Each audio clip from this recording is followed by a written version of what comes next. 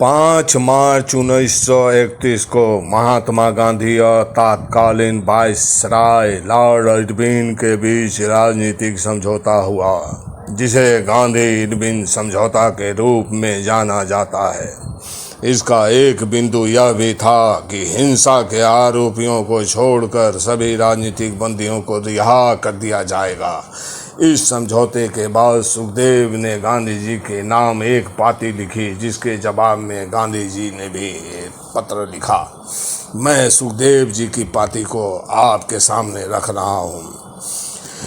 परम कृपालु महात्मा जी, ताज़ा खबरों से मालूम होता है कि समझौते की बातचीत की सफलता के बाद आपने क्रांतिकारी कार्यकर्ताओं को फिलहाल अपना आंदोलन बंद कर देने और आपकी अपने अहिंसावाद को आजमा कर देखने का आखिरी मौका देने के लिए कई प्रकट प्रार्थनाएं की है।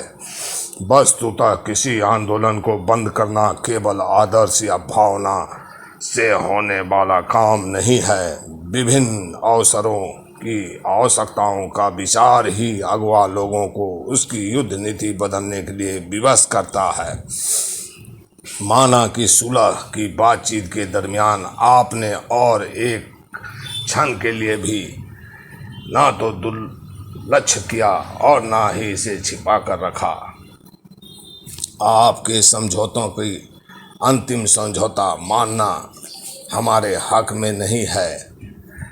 आपने समझौते के बाद अपना आंदोलन बंद किया और फलस्वरूप आपके सभी कैदी रिहा हुए, पर क्रांतिकारी कैदियों का क्या?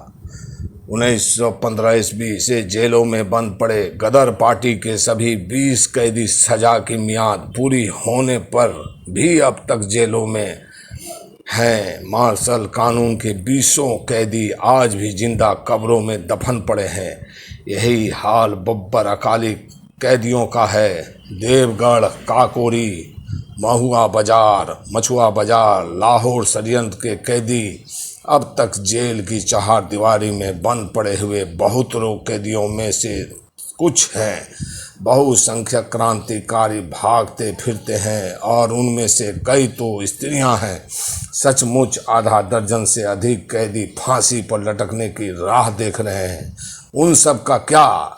लाहौर षड्यंत्र केस के सजायाफ्ता 3 कैदी जो सौभाग्य से महसूर हो गए और जिन्होंने जनता की बहुत अधिक सहानुभूति प्राप्त की, वे कुछ क्रांतिकारी दल का बड़ा हिस्सा नहीं है। उनका भविष्य ही उस दल के सामने एकमात्र प्रश्न नहीं है। सच पूछो तो उनके फांसी चढ़ जाने से ही अधिक लाभ होने की आशा है।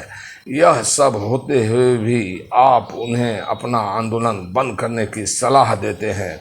ऐसा क्यों करें? आपने किसी निश्चित वस्तु की और निर्देश नहीं किया है। ऐसी दशा में आपकी प्रार्थनाओं का यही मतलब है कि आप इस आंदोलन को कुचल देने में नौकरशाही की मदद कर रहे हैं और आपकी विनती का अर्थ उनके दल को द्रोह, पलायन, विश्वासघात का उपदेश करना है। यदि ऐसी बात नहीं है तो आपके लिए उत्तम तो यह था कि आप कुछ अग्रगण्य क्रांतिकारियों के पास जाकर उनसे सारे मामलों के बारे में बातचीत कर लेते। अपना आंदोलन बंद करने के बारे में पहले उनकी बुद्धि की प्रतीति करा लेने का प्रयत्न करना चाहिए था। मैं नहीं मानता कि आप भी इस प्रचलित पुरानी कल्पना में विश्वास रखते हैं कि क्रांतिकारी बुद्धिहीन हैं, विनाश और संहार में आनंद मनाने वाले। मैं आपको कहता हूं कि ये वस्तुस्थिति ठीक इसकी उल्टी है। वे सदैव कोई भी काम करने से पहले उस पर खूब सूक्ष्म विचार करते हैं और इस प्रकार वे जो जिम्मेदारी अपने माथे पर लेते हैं उसका उन्हें पूरा ख्याल होता है और क्रांति के कार्य में वे रचनात्मक अंग को अत्यंत महत्व देते हैं। हालांकि मौजूदा हालात में आपने कार्यक्रम के संहारक अंग पर डटे रहने के सिवा और कोई चारा उनके लिए नहीं है। उनके प्रति सरकार की मौजूदा नीति यह है कि लोगों की ओर से उन्हें अपने आंदोलन के लिए जो सहानुभूति और सहायता मिलती है उसे वंचित करके उन्हें कुचल डाला जाए।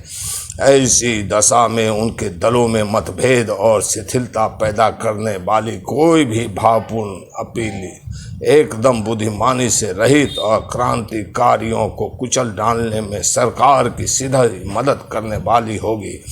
इसलिए हम आपसे प्रार्थना करते हैं कि या तो आप कुछ क्रांतिकारी नेताओं से बातचीत कीजिए, उनमें से कई जेलों में हैं, और उनके साथ सुलह कीजिए, या ये सब प्रार्थनाएं बंद रखिए।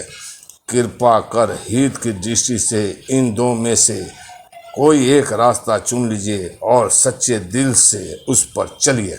अगर आप उनकी मदद ना कर सकें तो मेहरबानी करके उन पर रहम करें, उन्हें अलग रहने दें। वे अपनी हिफाजत खुद ही अच्छी तरीके से करना जानते हैं। वे जानते हैं कि भावी राजनीतिक युद्ध में सर्वोपरि स्थान क्रांतिकारी पक्ष को ही मिलने वाला है। लोग समूह उनके आसपास इकट्ठे हो रहे हैं और वह दिन दूर नहीं जब ये जन समूह को अपने झंडे तले जन सत्तावादी प्रजातंत्र के उम्दा और भव्य आदर्श की ओर ले जाते होंगे। अथवा अगर आप सचमुच ही उनकी सहायता करना चाहते हैं तो उनकी दृष्टि बिंदु समझने के लिए उनके साथ बातचीत करके इस सवाल की पूरी तफसीली से चर्चा कर लीजिए। आशा है आप कृपा करके उक्त प्रार्थना पर विचार करेंगे और अपने विचार सर्वसाधारण के सामने प्रकट करेंगे। आपका अनेकों में से एक शहीद सुखदेव की ये है पाती। जब गांधी जी ने इरविन से समझौता किया तो उस समय जेल में बंद सभी राजनीतिक कैदियों को रिहा करने का समझौता हुआ, लेकिन क्रांतिकारी नेताओं को जेल में ही बंद रखा गया और उनके दिल में भारत में ये स्वतंत्रता आंदोलन में उनके साथ इस तरह का समझौता एक अड़चन बना।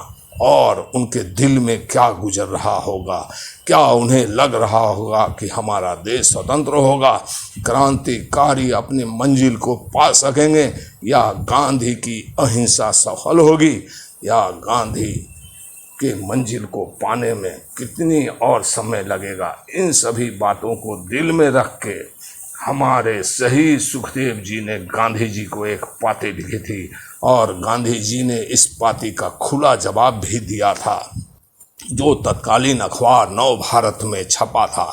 और मैं अपने आने वाले नेक्स्ट वीडियो में आपको गांधी जी के पाती का चर्चा करूंगा। इसलिए आप हमारे वीडियो को सब्सक्राइब करें ताकि आने वाले नेक्स्ट वीडियो में 2 अक्टूबर के लगभग में आप गांधी जी की खुली पाती का सामना करें और विचार करें।